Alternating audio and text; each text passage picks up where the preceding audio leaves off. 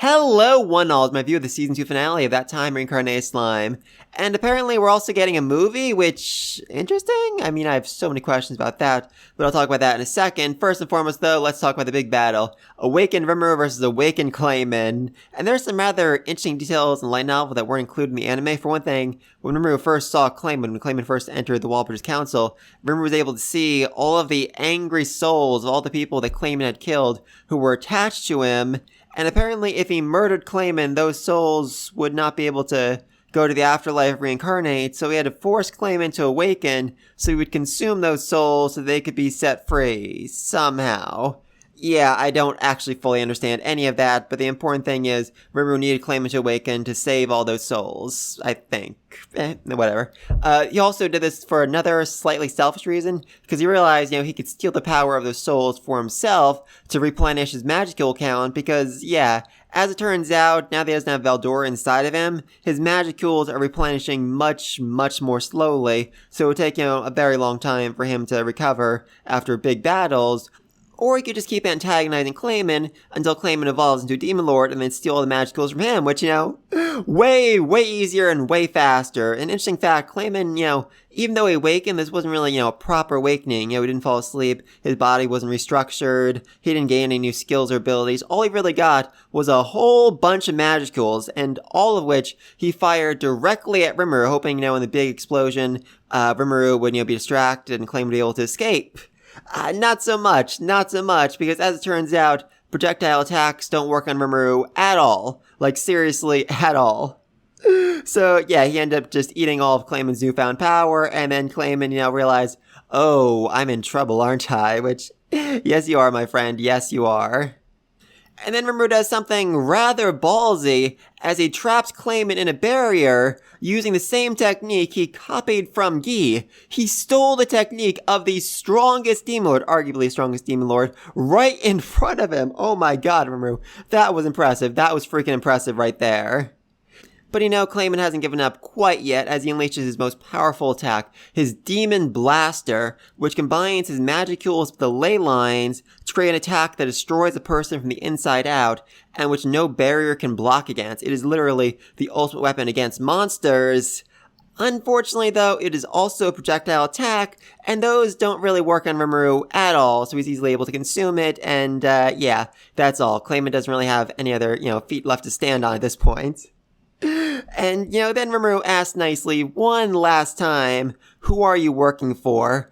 And when Clayman refuses, he gets mean. He gets very, very mean. In fact, in the light novel, he's even bothered by how mean he gets. He starts to wonder, is this because I'm becoming less human? Is this because I became a Demon Lord? Why is this happening? Why am I so giddy? Why am I so willing to, murder this guy, torture this guy, and then eat him? But then he decides, it doesn't matter. This is what I need to do to protect my people, to protect the ones I care about. And then he starts punching Clayman, which, might not seem all that mean, but as Guy points out, Rimuru is using his mind acceleration on Clayman, making every single second the equivalent of 277 hours. So yeah, in the few brief seconds where Rimuru is beating up Clayman, Clayman experiences months on end of just torture and abuse and beating over and over and over again. In fact, in the light novel, his hair falls out and he takes on a ghostly, bony gaze. Wow, that is brutal. That is seriously, seriously brutal.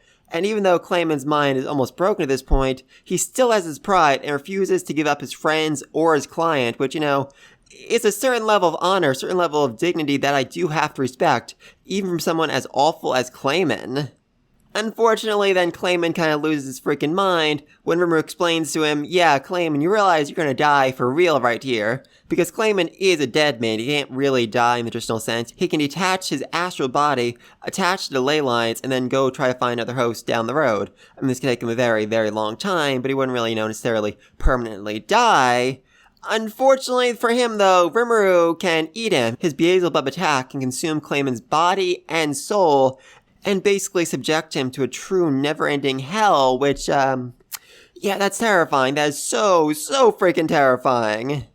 And I do just find it so overwhelmingly sad that Clayman's last thoughts are of his friends, the people he truly did care about, how he wished he'd relied on them more, how he wished he'd listened to them more, how he wished he'd, just been with them more, and hadn't tried to do everything all by himself. And I know he's awful. I know he's truly, truly awful, but I really do wish there had been some sort of redemption for Clayman, a chance for him to go back, a chance for him to have, at least one last final word with his friends before, he was literally sent to hell inside of Rimuru's stomach. But anyway, this whole display of power is enough against the other Demon Lords. You know what? We should make Rimuru a true Demon Lord. He deserves it. I mean, look at him. He clearly has the power to back it up. Until we get to Valentine, who starts bad-mouthing Rimuru for being a slime, which, was an overwhelmingly bad idea, as it brings Veldora over, who reveals, that the maid is actually the real freaking Demon Lord, and Roy is just basically a stand-in, which is apparently, a really, really big secret. I mean, Rimuru basically figured out when he first saw her, realized, wait a minute, that girl has way more magic tools than the guy does. She's probably the real Demon Lord, and he's a stand-in. Not that big of a surprise. The shocker, though, is her name. Her name is Luminous Valentine, and the god of Illuminism religion is Luminous. She is literally the god of religion, meaning that not only are vampires involved in the largest religion in the West, but the entire religion worships this vampire demon lord as their god.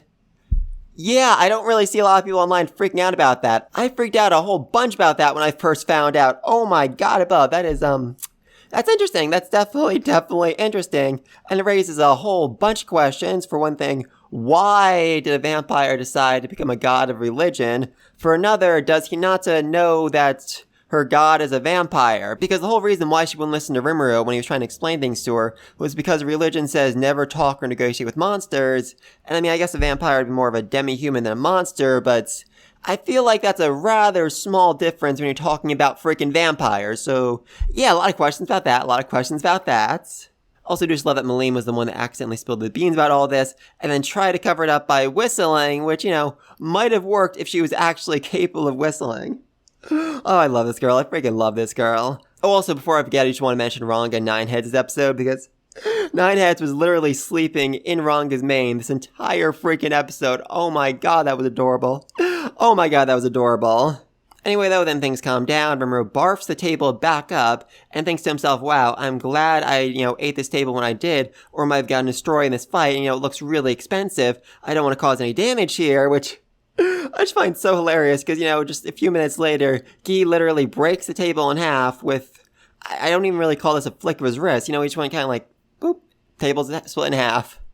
Oh, that was hilarious. That was so freaking hilarious. But anyway, then they start talking about Kazalim, the cursed demon lord, who was Clayman's master, who Clayman was really working for. He was a dead man like Clayman, and they were wondering, Leon was supposed to have killed him. Maybe he managed to survive somehow, some way. And I just love Leon gets annoyed about the wording, basically saying, you're making it sound like I let him get away. You're making it sound like this is all my fault, and that kind of irks me. Oh, that's adorable, Leon. You're so freaking adorable sometimes. Though honestly, I'm a bit surprised Rimuru didn't try to antagonize Leon a bit more at this point, because let's not forget, Rimuru still wants his whole revenge against Leon for what he did to Shizue, and I feel like it's be, a good time to do that. I mean, he has most of the Demon Lords on his side at this point, and this is really going to be his only chance to, confront Leon for quite a while, so, I don't know, I guess Rimuru's more focused on, just ending things as peacefully as possible.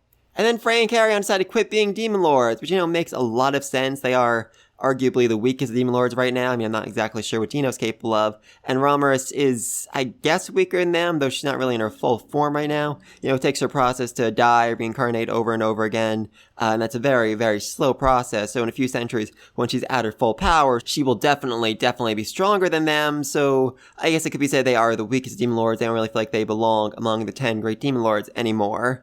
And the light novel does expand this a bit more, basically saying that Frey's never trusted anyone in her entire life, but she trusts Malim to help her with the Clayman problem, and Malim rose to the occasion. She realized, I can trust Malim. This is a person I'm willing to serve. This person I'd be honored to serve. And, her role while she's going to be serving Malim is really more to, manage Malim's territory, which got quite a bit of an expansion. I mean, the anime didn't really cover this, but Malim's territory is now covering her territory, Frey's territory, Carrion's territory, and Clayman's territory. So yeah, she now owns a very, very large part of the continent, and she's gonna need a lot of help managing all that land, especially when it comes to Clayman's territory, because it borders the east, meaning they need to set up some sort of defensive barrier, some sort of defensive perimeter to deal with the Eastern Empire, which, is a very, very big threat. The anime hasn't really covered all that much. I mean, seriously, I think even like the second chapter of the light novel talked about the threat of the Eastern Empire. I'm not really sure if the anime has covered it all that much at all, so curious about that. Anyway, though, because it's retired, Rimuru realized, we aren't really the 10 great demon lords anymore, and that single offhanded comment, everyone in the entire room stiffens.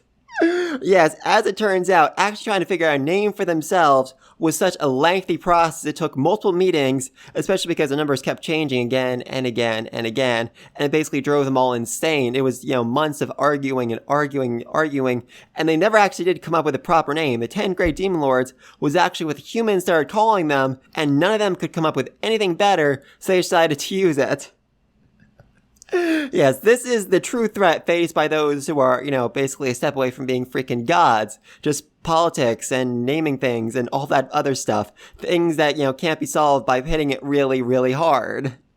Oh, I love these guys. I freaking love these guys. And as they're all dreading this process, Veldora steps in and says, hey, Rimuru is really freaking good at naming people, which, is not wrong. He came up with the last name Tempest for them. He's named all the goblins, hobgoblins, orcs, Dragonutes, and literally everyone else. I mean, yes, in the light novel, he did name a lot of them, like Yellow Number 37, stuff like that, but still, for the most part, his naming sense is pretty freaking impressive. And light novel also mentions that Veldora basically proposes to Rimuru because he was bored and wanted to go home. Oh, Veldora, you're something else. You are something else, I gotta say. And then Rimuru tries really freaking hard to get out of this, but Yi really, really won't let him, and gets way too close. In fact, in light novel and manga, he actually nibbles on Rimuru's ear. I swear to God my life, I am not kidding. It is super freaky and super sexual and just super unnerving. Oh my God, it's terrifying. Oh, Yi, you scare me. You honestly scare me. And then Rimuru starts staring at the sky above him and thinks, okay, you know what? This is the night of new moon, so you can see the stars much brighter. So why don't we name ourselves after an 8-pointed star, an octagram, and everyone loves it. Everybody freaking loves it immediately. In fact, they're more impressed by his naming sense than they were by his battle against Clayman, which, I know Clayman was fairly weak, compared to a lot of them, but still, his naming sense is so amazing, it's actually managed to impress all the freaking demon lords. Oh, I love you, Rimuru. I freaking love you. And then they all get reintroduced again. And I love that Rimuru's title is Newbie. Newbie Rimuru Tempest the Slime. Wow, that's something else right there. That's something else right there. Especially because technically Rimuru is a demon slime, not a slime. He changed after he awakened into a true demon lord. Though I guess he is still technically a member of the slime family, so curious. But anyway, then we flashed over to Laplace to try and figure out the secrets of the inner cloister, only to run into freaking Hinata, which, oh, he's unlucky. He's so very, very unlucky. Though I guess he is somewhat lucky given they, actually managed to survive, actually managed to escape his encounter with her, which, is fairly impressive. Even Rimuru kind of struggled to, actually escape her and, wouldn't have if she realized his deception. So curious, very curious about that. And then as he's continuing to run away, he comes across Roy, which, would be bad. Very, very bad. Just barely managed to survive his encounter with him before. And now, he's planning to run away once again. And Roy could have lived. Roy could have definitely lived. But he just had to start bad-mouthing Clayman and reveal to Laplace that Clayman is dead, which, yeah, really, really ticked him off. So Laplace gets serious. And he's apparently way, way stronger than he was letting on, as he manages to kick this guy's butt with ease, and even tears out his freaking heart. Seriously, he tore out his heart without him even realizing it. Oh my God, above. That is, that's terrifying. That is very, very terrifying. I know Roy's only a fake demon lord, but he had the power necessary to, basically pretend to be one, so he's at the very least the level of Carrion or Frey, which means Laplace is actually stronger than that. Maybe even, at the level of Shion or Benimaru. That's, unnerving. Very, very unnerving. I know it said the Clayman was the weakest of the clowns, but I was not expecting, this much of a difference in their power levels. As Laplace crushes his heart and then bathes in the blood of it before bursting into laughter. And I just absolutely freaking love how this is worded in the light novel. He was just laughing in commemoration of a friend who could no longer laugh with him. Oh my god, that is heartbreaking. That is just so heartbreaking. Again, I know, Clayman is a bad guy. He did awful things. He killed so many thousands of people. He actually did kill Shion, but in this moment, I just really couldn't hate him. I just had to feel bad for him, and bad for the friends, who were gonna miss him. I guess that just goes to show well the characters in the series are written. Anyway, though, then we get a happy little epilogue. Everyone's, having a grand old time. Carrion goes back to the Beastketeers, and they are, just really angry that he pretended to be dead, but also really happy that he's not actually dead. And now, they're all joining forces with Liam and her people, Freya and her people, the Dragon Faithful. So it's one big, giant coalition of people who are very, very powerful and very, very terrifying. Then we see Yuki just sitting there reading manga that he got from Rimuru while he's plotting the best way to kill Rimuru, which... interesting. I mean, very, very interesting right there. And then Rimuru goes back home and sees all his people cheering for him. So happy he came back. Yay! And this does actually look quite a bit different in the manga, because in the manga they all kind of just bow to him and go like, Lord Rimuru, we're so happy that you're home! Also, we get a shot of Diablo and the rest of them plotting their plan to take over the country of Falmus, which, I am so excited to see that. I'm so excited to see that. Though this does, basically raise the question of what's going to happen next, because we are apparently getting a movie. I heard fall 2022, or at least sometime 2022, so yeah, what's the movie actually going to be about? Because the next volume, volume 7, is a rather thick volume, a rather dense volume. A whole bunch of stuff happens in it, and I really don't think it would fit, a 90-minute movie all that well. Plus, most of this stuff doesn't really take place from the point of view of Rimuru. I mean, I think at least like 67% of the volume takes place from the point of view of other characters, so that'd be a weird choice for a slime movie. What I really thought would be a movie, though, would be, the next two volumes, volume 8 and 9. I mean, the end of 7 kind of bleeds into Star Volume 8, but anyway, then the rest of Volume 8 and 9 are like one continuous story without too much action or combat. But I've been saying for a long time, those two volumes would make an absolutely amazing movie because there's so much good stuff that happens in them, so much amazing, so much fun stuff that would just be absolutely freaking amazing to see in a movie format. So I have a few different ideas about what exactly the movie's going to be. I mean, first off, the movie could just be, Volume 7, which I guess they could work around. I guess they could cut out a lot of the content of it and make sense for it to be, its own movie, its own single storyline, especially if they focus more on the one character the volume is mostly about. I mean, that could definitely work, and I wouldn't necessarily hate it, but they just have to cut out so much other content that I'm not really sure how well that would go. I'm curious about that. The second possibility is, it's going to be Volume 8 and 9, and there's going to rearrange it to put it before Volume 7, before the content of Volume 7, which, I mean, wouldn't be impossible. There'd definitely be some plot holes and some issues with that, but it wouldn't necessarily be impossible to make that work.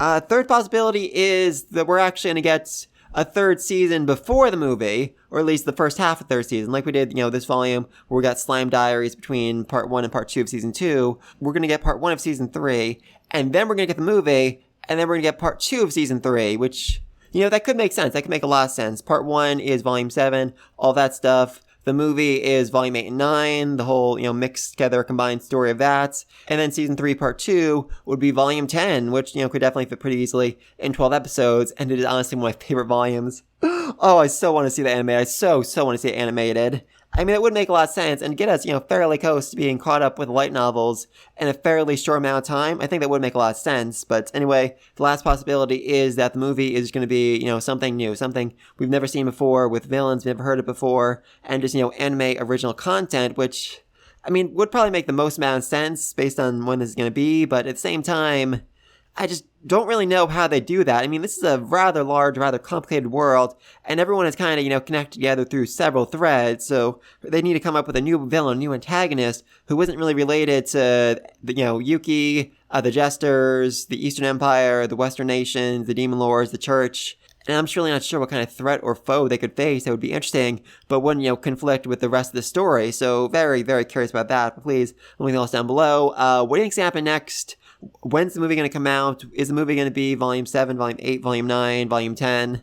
I know for anime only it doesn't make a whole lot of sense, but what do you think the movie's going to be? Anime only content? Do you think it's going to be between part 1 and part 2 of season 3?